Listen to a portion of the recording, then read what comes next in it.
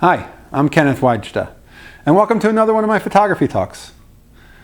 So today I want to talk about a photography master who I just recently discovered, so it's fun for me to be able to share that with you, and maybe he's somebody you haven't discovered before and you'll get to see some work by somebody who is really good at what he does, but for me, he wasn't known at all. His name came up on a blog in reference to something else and his name is Herzog.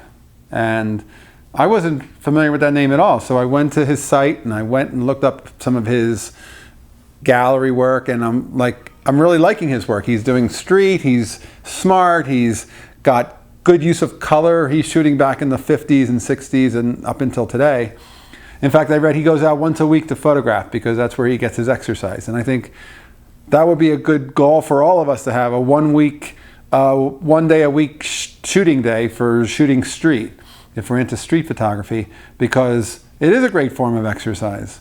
In fact, I find when I walk and I'm out shooting, it's a reason for me to get exercise, and I'll often use that as my motivation for why I must get out.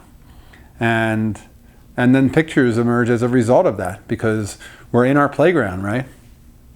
But Herzog, I think he's a guy in his 80s now, and certainly those older photos of the 50s and 60s are always of interest just because of the element of time, but he's still working today, and he has an eye, and he certainly has a vision for how to capture little nuance, little things that tell little stories. And for me, as you know, story is everything. So he was a big, important find for me, and I really am glad that I discovered his work, and I'm glad I can share that too. So if that's somebody new for you, it'd be interesting to see what you think of his work.